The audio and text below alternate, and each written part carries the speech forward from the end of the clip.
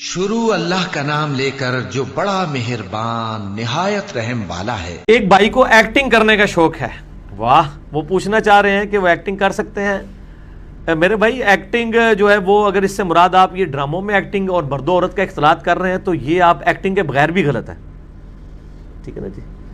تو ایکٹنگ تو یہ بالکل فراڈ ہے، اور اس طریقے سے یہ جھوٹے میاں بیوی بنے ہوتے ہیں، یہ بالکل اسلام میں حرام ہے۔ اور اگر کوئی جینون میاں بیوی ہیں اور وہ ڈرامے میں کام کر رہے ہیں اور اس میں وہ خاوند اپنی بیوی کو جھوٹی موٹی بھی طلاق دے دیتا ہے، تو ترمذی میں حدیث ہے کہ 3 چیزیں مذاق میں بھی ہو جاتی ہیں: نکاح، رجوع اور طلاق۔ یہ مذاق میں بھی ہوگا۔ یہ اکثر لوگ پوچھ رہے ہوتے ہیں کہ جی وہ فلاں نے طلاق دے دی، اس طرح کے معاملات میڈیا میں چلتے ہیں۔ تو اگر ڈرامے میں بھی کسی نے طلاق دی ہے جھوٹی موٹی بھی، وہ طلاق واقع ہو جائے گی، کیونکہ اسلام یعنی یہ دین نہیں ہے کہ اس کا مذاق اس طریقے سے اڑایا جائے۔ ایکٹنگ شیکٹنگ سے توبہ کریں جی، اور ایکٹنگ سے اپنی پرسنل زندگی میں بھی توبہ کریں۔ کئی لوگ تو پوری زندگی ایکٹنگ میں گزار دیتے ہیں، بیوی بچوں کے سامنے ان کا اور چہرہ ہوتا ہے، پبلک میں ان کا اور چہرہ ہوتا ہے، اور عوام میں ان کا اور چہرہ ہوتا ہے، ٹھیک ہے نا جی؟ باہر کے لوگ ماننے کے لیے تیار نہیں ہوتے کہ یار یہ بندہ تو اتنا خوش اخلاق ہے، اور اندر والے ماننے کے لیے تیار نہیں ہوتے کہ اس سے زیادہ بد اخلاق بندہ ہی کوئی نہیں ہے، ٹھیک ہے نا جی؟ تو نبی علیہ السلام کی حدیث ہے، آپ صلی اللہ علیہ وآلہ وسلم نے فرمایا، غالباً بخاری میں ہے یا مسلم میں، مجھے اب صحیح ریفرنس یاد نہیں، بل صحیح حدیث ہے کہ تم میں سب سے بہتر وہ ہے جو اپنے گھر والوں کے لیے بہتر ہے۔ ٹھیک ہو گیا جی؟ تو ایکٹنگ تو بعد آ جاؤ۔ اگلا سوال ہے کہ ڈاکٹر فرد ہاشمی صاحبہ کے لیکچرز یوٹیوب کے ذریعے عام ہو چکے ہیں، حالانکہ آپ عورتوں کے لیکچر سننے سے مردوں کو منع بھی کرتے ہیں۔ اگر آپ اسے جائز ثابت کر دیں اور میرے بھائی بھی اسے تسلیم کر لیں تو کیا میں آپ کی طرح یوٹیوب چینل بنا کر میدان عمل میں اتر آؤں؟ مہربانی کریں جی میری بہن، آپ میدان عمل میں نہ اتریں، آپ اپنے گھر میں ہی رہیں، ٹھیک ہے جی؟ میدان عمل میں جو اترنے والا مسئلہ ہے، یہ جو ڈاکٹر فرد ہاشمی کی انہوں نے بات کی ہے نا، ڈاکٹر فرد ہاشمی کے سارے معاملات ایکسیڈنٹلی ہوئے ہیں، حادثاتی طور پہ ہوئے ہیں، اور انہوں نے کبھی کلیم نہیں کیا کہ میری ویڈیوز جو ہیں وہ مرد حضرات دیکھیں۔ ان کا ٹوٹلی دعوت کا کام عورتوں میں ہے، اور اس حد تک کہ وہ عورتوں میں بھی نقاب کر کے آتی ہیں، عورتوں نے بھی ان کا چہرہ نہیں دیکھا ہوا، اس طرح وہ اسٹرکٹ ہے، ٹھیک ہے؟ تو ڈاکٹر زبیر ادریس ان کے جو ہسبینڈ ہیں، ان سے میری ڈیٹیل ملاقات بھی ہوئی ہے ان کے مرکز کے اندر اسلام آباد میں۔ تو وہ مردوں کے لیے والا سے لیکچر ریکارڈ کرواتے ہیں، کلاسیں کرتے ہیں، اگر انہیں عورتوں کو بھی کرنا ہے وہ پردے میں کر رہے ہوتے ہیں۔ ڈاکٹر فرد ہاشمی کی جو ویڈیوز یوٹیوب کے اوپر آئی ہیں، سر یوٹیوب کے اوپر تو بہت کچھ آیا ہوا ہے، اس کا یہ مطلب تو نہیں کہ یوٹیوب پہ آ گیا تو وہ جائز ہو گیا دیکھنا۔ یوٹیوب پہ بھی ڈاکٹر فرد ہاشمی کی ویڈیوز یا ان کی آڈیو ریکارڈنگ مرد ہی دیکھیں، عورتوں مرد نہ دیکھیں، عورتیں ہی دیکھیں صرف۔ میرا تو اس کے اوپر پہلے بھی کلپ ریکارڈڈ موجود ہے کہ عورت کی آواز کا بھی پردہ ہے۔ سیدہ عائشہ کی مثال دینا غلط ہے، کیونکہ وہ تو وہ علم سکھاتی تھی جو باقی صحابہ کے پاس نہیں ہوتا تھا۔ اس کے بعد ذرا مجھے بتائیں کتنی تابعین ہیں انہوں نے مدرسے کھول کے تو مردوں کو تعلیم دی ہو؟ مڑ چوڑ کے حضرت عائشہ کی مثال ہی آتی ہے نا، ورنہ یہ 6 امام جو ہیں کتب ستہ کے، ایک عورت بھی ہوتی نا جس نے کوئی حدیث کی کتاب لکھی ہوئی ہوتی۔ دنیا میں کوئی حدیث کی کتاب کسی ایک عورت سے دکھا دیں سر، 300 سے زیادہ حدیث کی کتابیں ہیں جو موٹی موٹی ہیں، باریک رسالوں میں جائیں، کسی ایک عورت کی کوئی تصنیف دکھا دیں آپ۔ یہ عورتوں کا کام نہیں ہے، عورتوں کا کام فالو کرنا ہے، اسی لیے اللہ نے کوئی پیغمبر بھی نہیں بنایا عورتوں میں سے۔ یہ ڈومیننسی والا معاملہ ہے، الرجال قوامون علی النساء، لہٰذا عورتوں کا کام نہیں میدان عمل میں اتریں۔ وہ پہلے جو اتری ہوئی ہیں عورتوں تک تبلیغ کر رہی ہیں وہ ٹھیک ہے، یوٹیوب پہ اگر آ بھی گئی ان کی ویڈیو، مرد نہ دیکھیں عورتیں دیکھیں، آپ یوٹیوب پہ نہ آئیں، آپ اپنے حلقہ اثر میں دعوت و تبلیغ کا کام کریں، اور یا آپ کے پاس کوئی ایسا نالج ہے جو آپ پبلک کے ساتھ شیئر کرنا چاہتے ہیں، کسی مرد کو لانچ کرتے ہیں۔ آپ کے پاس کوئی ایسی خاص چیزیں ہیں تو اکیڈمی کے ایڈریس پہ عثمان بھائی کو جس طرح یہ لیٹر آپ نے بھیجا ہے اتنا، یہ لکھ کے آپ اور کوئی لیٹر میں بھجوا دیں، ہم اس کو مطلب اپنے انداز میں بیان کر دیں گے۔ ضروری تو نہیں کہ عورتوں نے میدان عمل میں اترنا ہے، صحیح۔ اس لیے اللہ تعالیٰ نے عورتوں کو پیغمبر نہیں بنایا، وہ ان کو انٹروورٹ رہنا ہے، یہ مردوں کا کام ہے ایکسٹروورٹ ہونا، ٹھیک ہے؟ بھائی کا سوال ہے کہ میں ٹی وی چینل پہ کام کرتا ہوں اور وہاں مجھے بعض اوقات بے پردہ عورتوں کی ویڈیو بھی کیمرہ میں بنانا پڑتی ہے، کیا میرا یہ کام حلال ہے یا میں اسے چھوڑ دوں؟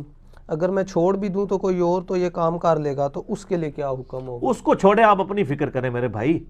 صحیح مسلم میں حدیث ہے، گناہ وہ جو تیرے دل میں کھٹکے اور تو اس بات سے آر محسوس کرے کہ لوگ اس کے اوپر مطلع ہوں۔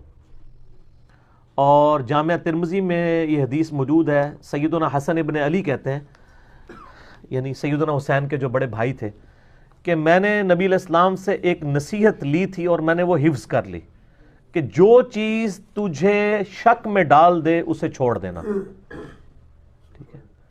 اور پھر ساتھ فرمایا کہ سچائی اطمینان عطا کرتی ہے اور جو جھوٹ ہے وہ بے سکونی عطا کرتا ہے، ٹھیک ہے.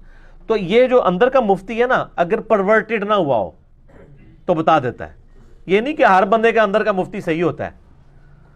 وہ تو ٹنڈولکر کا اندر کا مفتی تو یہ کہتا ہے مجھے جو ہے وہ مندر پہ جانا چاہیے، آپ کے اندر کا مفتی کہہ رہا ہوگا مجھے مزار پہ جانا چاہیے. اندر کا مفتی اگر پرورٹڈ نہ ہو دل کی نیچر، علم کی بنیاد کے اوپر ہو، تو گناہ وہ جو تیرے دل میں کھٹکے، تو یہ تو دل میں کھٹکتا ہے.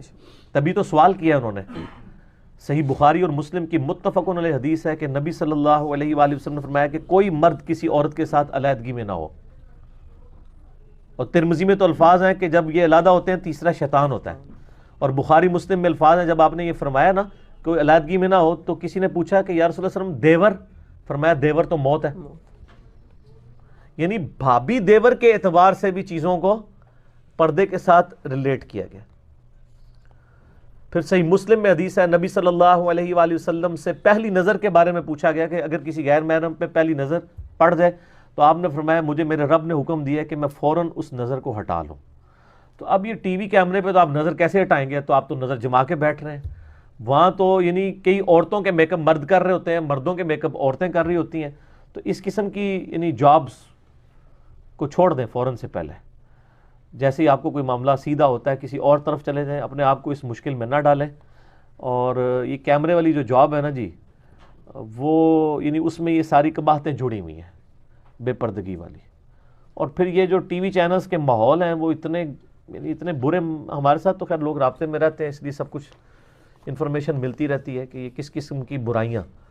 ظاہر ہے کہ وہ سارا جب آپ ایک خاص کاز کے لیے بیٹھے ہوئے ہیں ڈرامے کے لیے، تو وہاں پہ پھر جو ڈرامے بنا رہے ہوتے ہیں انہوں نے اپنے بھی ڈرامے وہاں پہ لگائے ہوئے ہوتے ہیں، ٹھیک ہے. یعنی میں وہ کوڈ ورڈز میں ہی بات کر رہا ہوں. ان کے اپنے سکینڈلز بھی چل رہے ہوتے ہیں، کس کس لیول تک چلتے ہیں، انتہائی شرمناک چیزیں. یعنی کہ مسلمانوں کے ملکوں میں یہ کچھ ہو رہا ہوتا ہے. تو بچ جائیں جی اس کے اوپر. میں تو ٹی وی چینلز میں بھی صرف ڈاکومنٹریز کے حق میں ہوں. ڈاکومنٹریز ہونی چاہیے یا خبریں ہونی چاہیے. باقی یہ ڈرامے وغیرہ جو کچھ کر رہے ہیں اس نے تو یعنی ہماری پوری قوم کا بیڑا غرق کر کے رکھ دیا.